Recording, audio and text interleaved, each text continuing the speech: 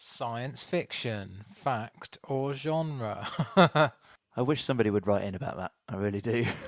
John Bunday, I met him on Sunday. He right. said Star Wars is science fiction fantasy. So that ticks both boxes and doesn't really help. Because it's in space and it has magic, and that's what he said. The argument from Adam is that in order for it to be science fiction, it has to be the future of Earth. No, that's mental. Where did that come from? I've no idea. That's bollocks, Adam. It doesn't have to be the future of Earth. Hi, Adam. I'm having the argument without listening. you. He probably is. John's listening, though. Hi, John. Right, anyway, let's get on with this. What? Review with the Crew? Is that what it's called? That's the one. Oh, Review with the Crew. And music.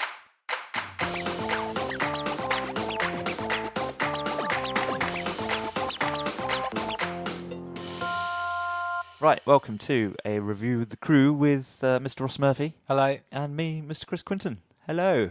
Good bloody evening. Or any whatever time of day it is. Yeah. To you out Brazil. there. In Brazil. Hello, Brazil. We've got some Brazilian listeners, apparently. We haven't. It's just clearly a rich white person living in a Westerner. Or one of our mates travelling. One of our mates travelling. Could be. Oh, yeah, because we have got Vietnam as well popped up, I noticed, and Canada. And the Philippines. So, yeah. Backpacking. If it's you, hello, backpacker. If you're that wanker with the guitar from In Between Us Two, please. I fucking love that bit. It's so good. I'm starting to wonder if I've seen the second one. The second one's amazing. Is it? Yeah, it's brilliant. So funny. Okay. I don't think... I think they I just... filmed Jay... You know Jay's bullshit stories? Yep. They filmed one. Right. So he told it as a letter. Right. And they filmed it, and it's just a montage of just Jay's bullshit, and it's glorious. Right, okay. So the one I remember is the one with the party boat. So that's the first one, Yeah, that's right? the first one. Right. Watch the second one. Okay, cool. It's more of a it's funnier. world globe-trotting type movie, No, just Australia. Just Australia. Big fair country, enough. though. Yeah, fair enough. Right, anyway, what are we doing? We're reviewing stuff. Yeah. Do we need to do anything else before that? Have we had any listener letters or anything like that? Or No, not really. Just a chat on the street from John Bunday. Yeah, John Bunday telling us about science fiction fantasy. Fair enough. Write in, ladies and gents. Tell us what you think about stuff. Tell us if you think Star Wars is sci-fi or fantasy, for starters. Or tell Adam how wrong he is. Or anything that we talk about. If you have any comments or questions or anything you'd like us to talk about, then hit us up. You can find our Facebook page, Snoo with the Crew. Message us there. You can Twitter us at Snoo with the Crew. Tweet at us, I should say, I suppose. You can email us at either snooWithTheCrew@gmail.com or podcast@snoonetwork.com. Any of the above, really.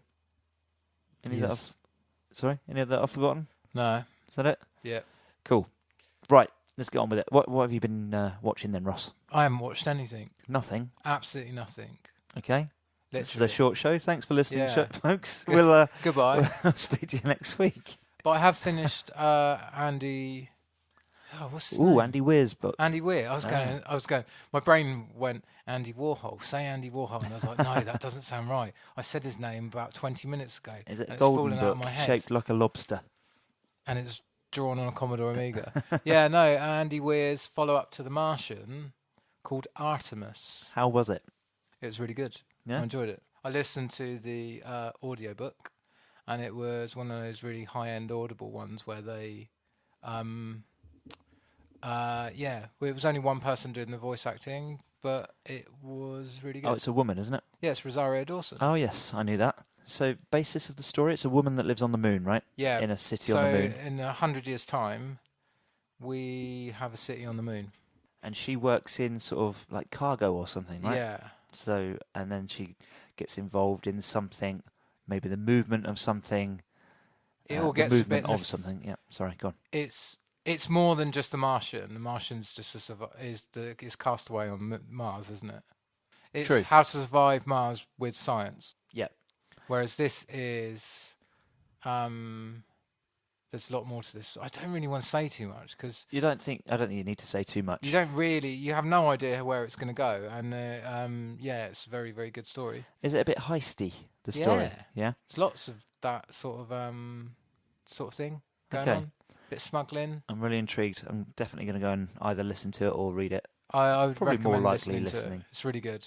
Okay. I made a conscious choice to listen to the audiobook and not read the book. The quality of The Martian as an audiobook was fantastic. It's amazing, isn't it? Yeah, it was one of the first audiobooks that really got me into listening to books, actually. It was just up on YouTube for ages as well. Right. Like I listened to it on YouTube. Okay. I just had it on my phone in my pocket with the screen light pointing out and just had my headphones in. Okay. But this one I just got off Audible. I'm currently listening to Neuromancer. That's by Neil Stevens. It is. Isn't it? Is it Neil Stevens or Neil Stevenson's? I can find out. Is it? Either way, it's him. It's him narrating the book. The author narrating the book. This guy's probably not really the best person in the world to be reading his own book. He's got quite a monotone voice, but it's bloody intriguing story. I'm really enjoying it. No, it's William Gibson. William Gibson, that's the one. I get it muddled with Neil Stevenson, who did lots of cyberpunk stuff as well. Okay. So does that mean you've read Neuromancer? No. Okay. We'll get to that in a second then. All right. So Artemis. So is it a very long book? It is about 7 hours. 7 hours to listen to. That's about normal book length, I think, unabridged. But yeah, it is really good. And it flows well. Yeah, it's not very flat. The main protagonist is an interesting character. Cool. It's nearly 9 hours. Okay. So she's got loads of sort of like charisma to her. Yeah, excellent character. Okay. And they've all got powers because they live on the moon. They've got powers. Yeah. Because of the gravity. Oh, right. So they just do things, and it makes it interesting because they just do things on the moon. Right. Because the gravity's like 1/6 of it on Earth.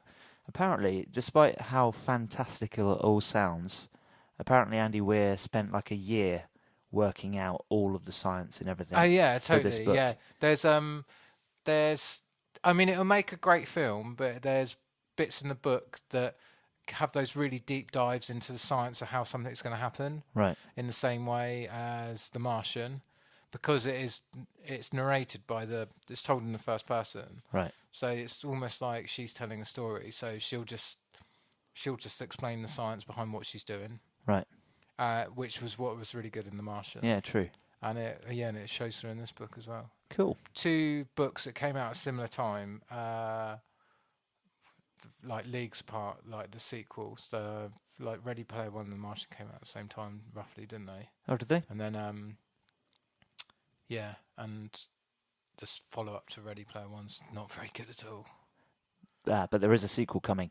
But if you want to know anything more about that, then I think we've talked about it in a previous show, but we're going to talk about Ready Player One in our news show today. So there's a little bit of info about that.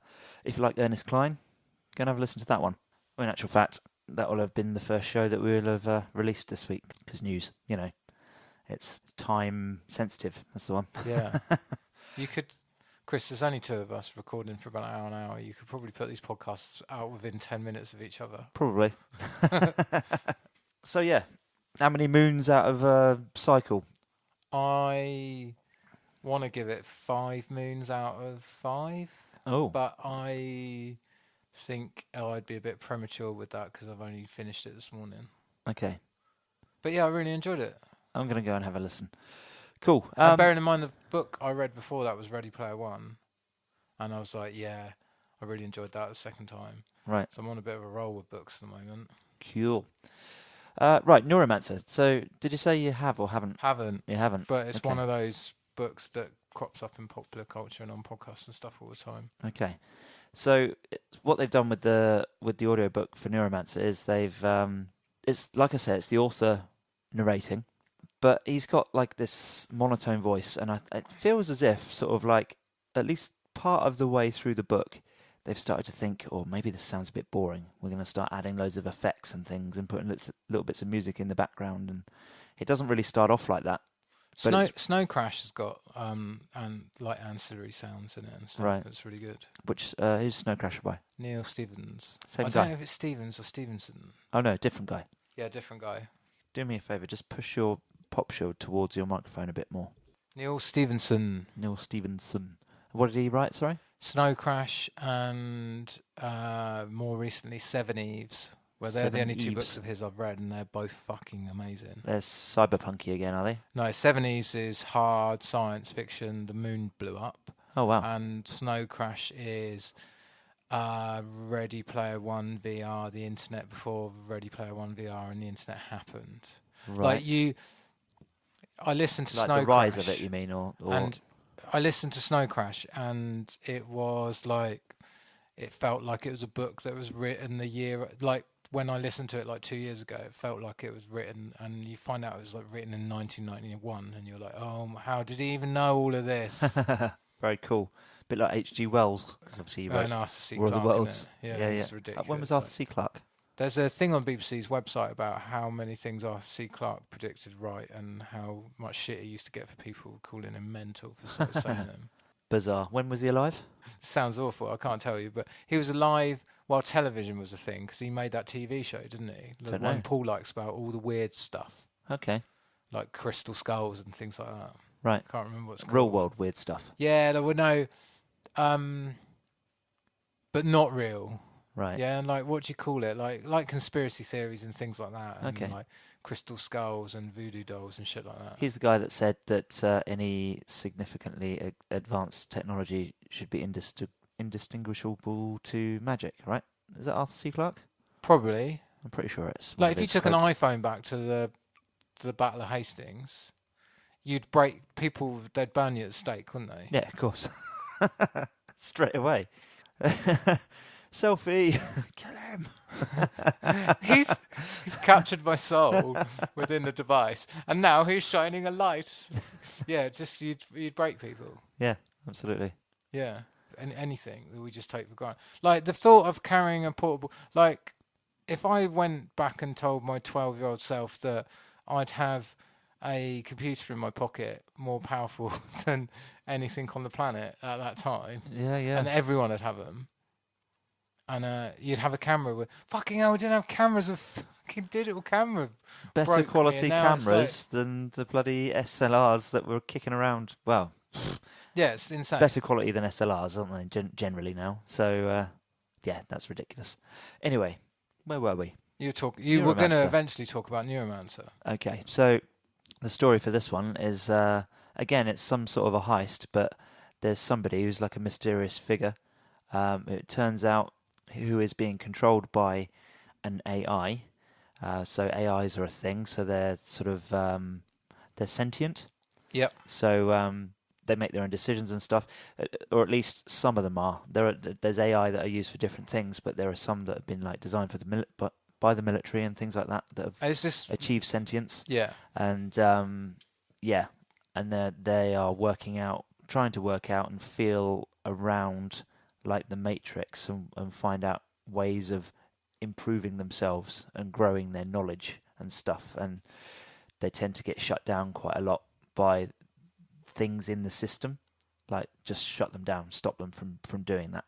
So basically it sounds as if this guy is involved in some kind of a heist to improve an AI's capabilities, but he's just working that out as he goes.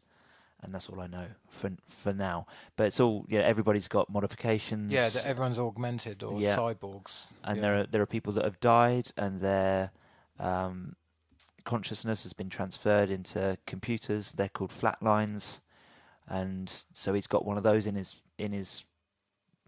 crew that he's using for information. It's just genius. It's really good, is it? Yeah, I'm really it sounds enjoying like there's it. really good world building going on. Yeah, absolutely. And like I said to start with, it's sort of, maybe it's all part and parcel, how it sounded quite kind of monotonous, and like I just couldn't grasp what was being said a lot of the time. But as I've gotten into it, the terminology has become more and more familiar to me. And yeah, you're right. The world we're slowly starting to see more communities in more areas, like really interesting descriptions of these people and stuff as well. Like they've just gone to a place where he's noticed a group of Chinese businessmen's wives sitting at a table waiting for their husbands, and they've got artificial bruising on their faces, which is quite a conservative fashion style choice, apparently, for the time. And it's like, wow, that's just items like that throughout that are brilliant. Did you check to see if it's been re-recorded since? No, I've not checked. Because quite a lot of these old audiobooks have been re-recorded and stuff. Right. Like famously, The Lord of the Rings was one of the real early audiobooks that people ever true. had, because I remember seeing you it. could It was buy it huge. on like 150 CDs or something, Yeah. couldn't you? Yeah, absolutely. And the Oh tape God, how set. many I remember CDs would seeing it the be tapes on? in the library. Like, there was just a massive box. But now you would just, and quite often they get re-recorded with a bit of an ensemble cast and things like that, Yeah. don't they? So yeah, Or you no get idea. a really good talented voice actor who can just do like about 15 voices. This said though, there is a movie coming, so I imagine at some point or another it's gonna pick up some attraction, and somebody's probably gonna want to do it if it's not been done already. Yeah. But yeah, it's very good. It's out there on the internet to listen to. There's a website called The Bear's Cave that's got loads of audiobooks on it. The legality of which, who knows? But yeah. With something that old, they're not going to make any money from you listening to the audiobook, because they're not going to make any money from you buying the book, because you ain't going to buy the book from anywhere other than used off eBay, are you? Well, yeah. It was one of those ones that I was kind of thinking, I'd really like a copy of that. You know, it's was on my personal secret Christmas list that I didn't share with anyone. So yeah, hence the reason I didn't get it for Christmas, I guess.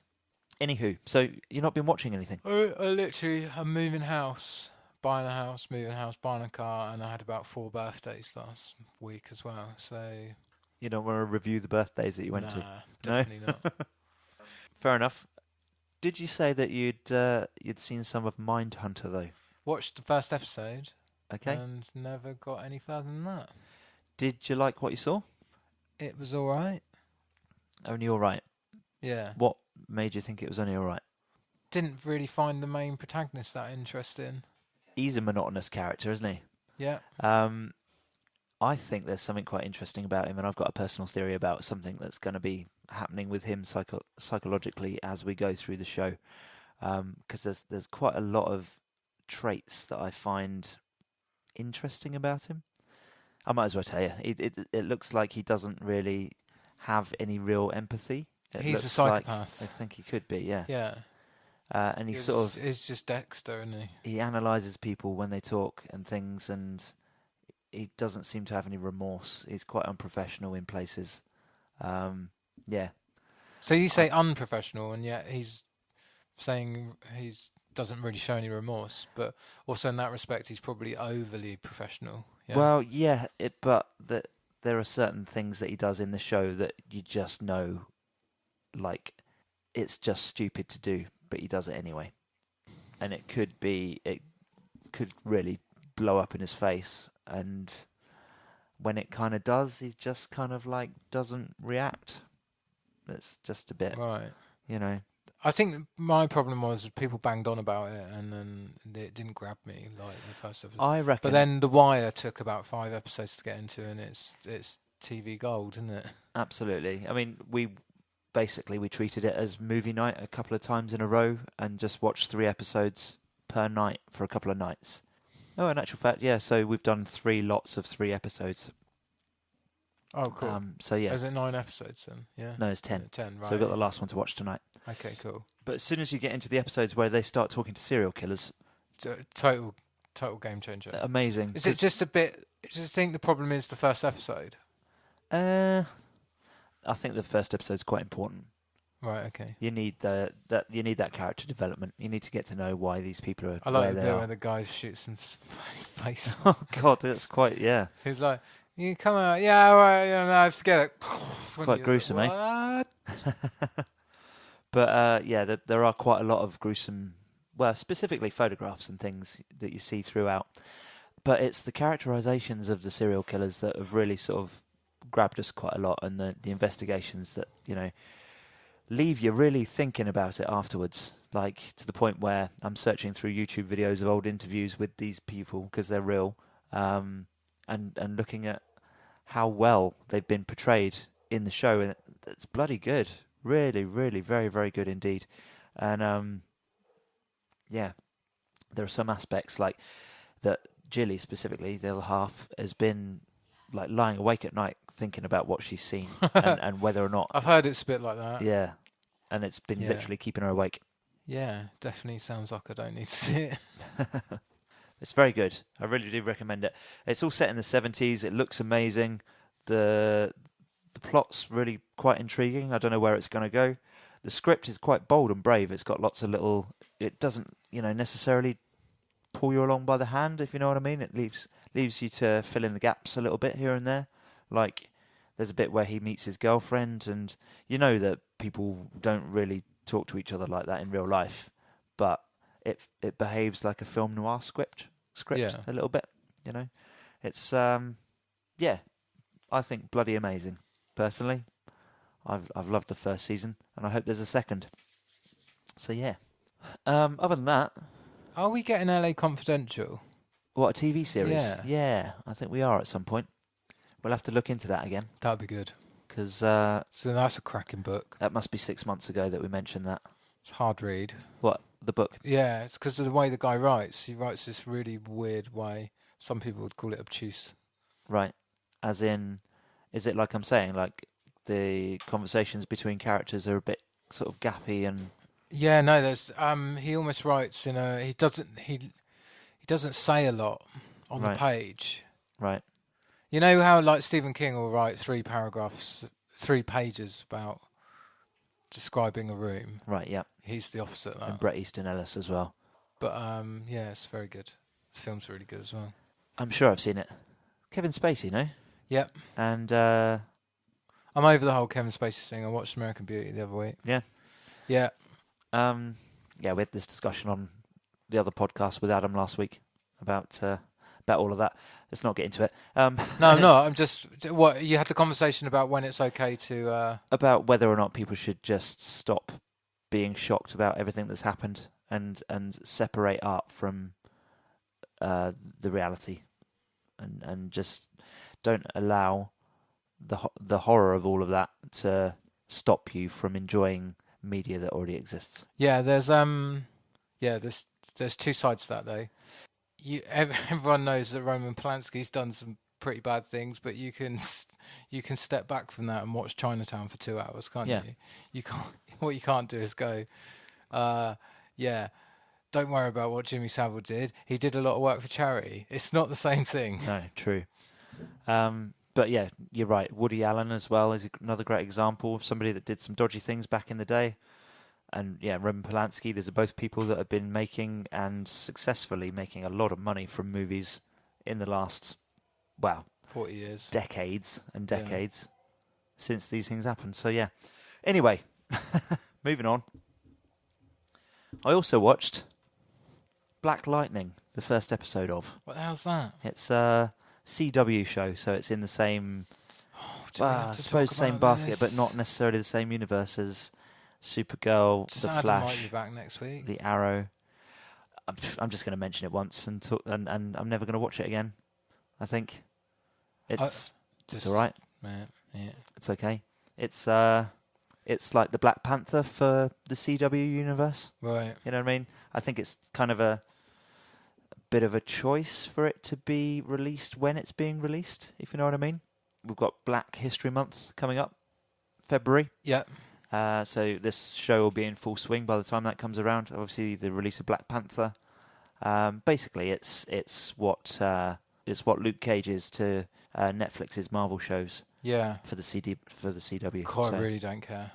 You really don't care. No. It feels. You're like, oh, it's like Luke Cage. Didn't even watch that. Yeah, well, I'd probably put it in the same sort of basket. I didn't really like Luke Cage. I'm done with all of these. Yeah. Yeah, I've not even watched Punisher. Blimey. Okay. I might watch Daredevil season 3 if it ever comes along. It's gonna come. Yeah, but yeah. What was I going to say? I have seen things, Chris. How long we got? about 5 minutes. Do you want to hear one? Go on. Real quickly, I watched Hang on. another. What? You've got something that you've watched? Yeah. Okay, go on then. And it's relevant. Okay. I saw Jumanji on Thursday. Oh, you saw Jumanji? Because it was Anna's birthday to go out for pizza, because that's what it's like. And then we went to see Jumanji. Okay, That's right. fucking brilliant. Okay, so I tell you what, we can talk about that in the other show. Perhaps we can stick that one into the news show, because there's some Jumanji news as well. Okay. So we'll do a little bit of a into the other show with that one. Right, I'll tell you what though. Have you seen the remake of Karate Kid? Yeah. Because I really want to tear this movie a new fucking It's a-hole. not. It's not bad enough to warrant doing that. Isn't it? No. I tell you And what, I think it the first bloody is. Karate Kid's not brilliant either. Well, yeah, you're right. But having been advised that this is quite a good film, I spent 2 hours of my life watching it on Saturday night, and I was pissed off. Really quite pissed off. Do you want to know what I think about it? I'm going to tell you anyway. Sod it. So yeah, basically they've attempted to remake Karate Kid with some nods to adults and fans of the original movie, but they've failed to capture all of the wholesome messages that were in the first movie. For instance, well, there's no karate in the movie to start with. It's all kung fu. So that's a mixed message and Semantics, wrong information. To kids. Yeah, to a degree, to kids, but they are very different things. There's the whole thing with in Karate Kid, the original, he does work hard to get results, right? He's working for Mr. Miyagi. Yeah, he has to wax on and wax off, doesn't he? Yeah, absolutely. He's really quite going for it for quite a long time as well, and you get the feeling that because quite a lot of time passes in the movie, because for instance, he meets, I think, Mr. Miyagi at the start of summertime when the kids try and beat him up, and Mr. Miyagi saves him. That's Halloween, because they're in Halloween costumes, right? Yeah, so it's probably a school year, isn't it? And then the competition's at the end of the school year in the summer, following summer. And when he gets to the end of that school year, he's not as good as the other kids. He just he gets his ass kicked quite a lot, doesn't he? And gets through, one of the guys is told to forfeit his round, I think, if I remember rightly, so that the other guy can kick his ass. Yeah. And then he wins on a fluke using a crane kick. Well, I don't know what film you're bashing now. Are you bashing the original or the new one? That is not necessarily a bash of the original. I'm saying that enough time passes and he's not good enough as being a fighter for it to be okay. Whereas in the new one... No, in the old one, he gets good at karate. He's just not very good at fighting people, is he? Right, okay. But whereas in the new one, he's a fucking grandmaster in, less than a year. And he's doing, all these crazy, stupid... massive spin kicks and throws and somersaults and stuff. And these other kids have all been training for 6 years, which is ridiculous. And but this is including the final kick in the new one, which is an absolute Hollywood physical impossibility. Oh, does he do a backflip? He turns his back to the opponent and does a backflip, taking off with just his right leg. So just standing on the right leg with his back to his opponent. He does a full 360, smacking the opponent with that same right foot on the way down and landing on that right foot. Yeah. I think I saw it at the cinema. Oh, really? Yeah, on a date. I didn't think it was that bad, but it's completely forgettable, isn't it? Oh, God. Jaden Smith's acting is bloody atrocious. In everything. Well, he was far better in After Earth. I know. Hello, Steve, if you're listening. I know you call this movie Afterbirth because you didn't really like it much. But I quite enjoyed After Earth. You know what? I rented it out back when DVDs were a thing, and I had it for a weekend when I was quite ill. And it was one of those movies. Earth? After Earth, yeah. So I put it on, and then I kept falling asleep while it was on. So I ended up watching it probably 4 times. And I quite enjoyed it. I thought Jaden Smith was quite good in it. Whereas in this movie, it feels like he couldn't act his way out of a paper bag. I suppose he's all right in Pursuit of Happiness, but he's Pursuit of just Happiness, literally a kid talking to his dad. Like a 4-year-old boy. Talking to his actual dad, isn't he? Absolutely. So that's not really acting. But you're right, it was a brilliant part. Yeah, you got anything more to say about Karate Kid? Because nobody else. Yeah, I have got some more bits. The Kung Fu Kid. I'd say the only thing that this movie deserves any credit for is Jackie Chan's shining moment when he takes out the bullies. By not fighting them. By just using not actually landing a punch, just using all of their movements against them in a brilliant Jackie Chan way, even with the stupid, suddenly this kid's jacket has got 6-foot arms and he can wrap 3 of them up in it and chuck them around, which is daft, but it's Jackie Chan. You're used to it from him, I suppose. Other than that one scene, the whole movie's garbage. That is the highlight, isn't it? Yeah. I still can't work out why they moved to Hong Kong. No, nor can I. Makes no sense, does it? No. There's no explanation for it other than his mother's work. Yeah. She's working for somebody. She's working for the embassy or something like that. Right. But yeah, I would actively stop my kids from watching this film. You'd show them the original, wouldn't you? I would show them the original. Because, it's just got all it teaches kids is you don't have to work hard to get really good results. And it sends, in honesty, an even worse message about modern filmmaking. It gets 0 out of 10 for me. Really? Yeah. A 5-minute scene just can't save a movie, can it? Can give it half a star. Half Half a face punch. How many Hadoukens out of a Dragon Punch did it get? How many Hadoukens out of a Shoryuken? Shoryuken. 0.2. Chris, you bought Street Fighter 5 now. They've patched it into this super duper arcade edition. No. I sent you a link. You did? Yeah. It's like a whole new game. Ah, yes. Have you bought it then? No. Okay. We'll talk about that later. One good thing about Karate Kid, though, is that there is a TV series coming. That is going to be about karate, is it? It is called Cobra Kai, and it's got all the original cast in it. That's weird. So, yeah, you can look out for that on YouTube Red sometime soon, apparently, if we know any more news about it. Well, it'll be in the news show, won't it, at some point? Guess so. Right. Anything else? Oh, one more thing. Go on. I watched another episode of the new Black Mirrors. Oh, yeah. The Black Museum. Yay, it's good, It's isn't a good episode, that. Yeah. It's not brilliant, but it's It good. feels a bit forced, doesn't it? But it's nice to Yeah. have all the little kind of... I like the way they've gone. Oh, we've got some stories that aren't long enough to squeeze into... Like, it's 4 episodes in that, Yeah. isn't there? Yeah, Because true. there's But 3 episodes wrapped in an episode. Same as Black Mirror White Christmas, isn't it? Basically. Same sort of Yeah. thing. As in, not the same, concepts and stuff, but the same idea where you've got lots of smaller stories that run side by side and all interweave into each other. So the only one I haven't seen is the second or third one. How come you've seen them out of order? Because we just do that. So it's because it doesn't matter, does it? Well, I suppose, no. No. Very true. But then I read a review on the season, and the one we haven't seen is apparently the worst one. So Which one is it? it's the one. All I know on Netflix, it's got the lady with the short hair in the Is it called thumbnail. Crocodile? Yes. Yeah, okay. I enjoyed it. Jilly didn't enjoy it. She, in actual fact, it really pissed her off because of the choices that the characters made in it. There's a murder or two in it that she just basically thought, if you were that character, you wouldn't do it. There's no reason why you would just continue to murder people. Right. But it's got a good ending. I'd say go and watch it, definitely. It's Black Mirror. They're all worth watching. They're all very good. Yep. Right. It's good. Right, that's it then. Yeah. Is that it? Okay. Review show over, folks. Thank you very much for listening. We'll put together a more dignified ending for our shows at some point. So we'll have a nice tidy ending and all that. Because you like a nice tidy ending, don't you, Ross? I just like things to be tidy. Right, okay. That would do for now. If you want to find any of our personal stuff, you can go and find links on our Facebook page. And we better give an honourable mention to Libsyn and Stitcher for hosting our podcast. Thank you very much. Yes, thank you. They'll probably have their own episodes of Black Mirror next season, I imagine. Yep. Season 5, Episode 1, Libsyn.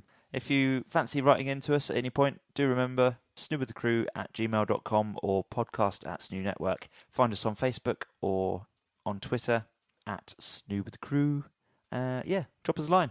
Yeah, cool. Talk to us. Footnote for this episode. Go on.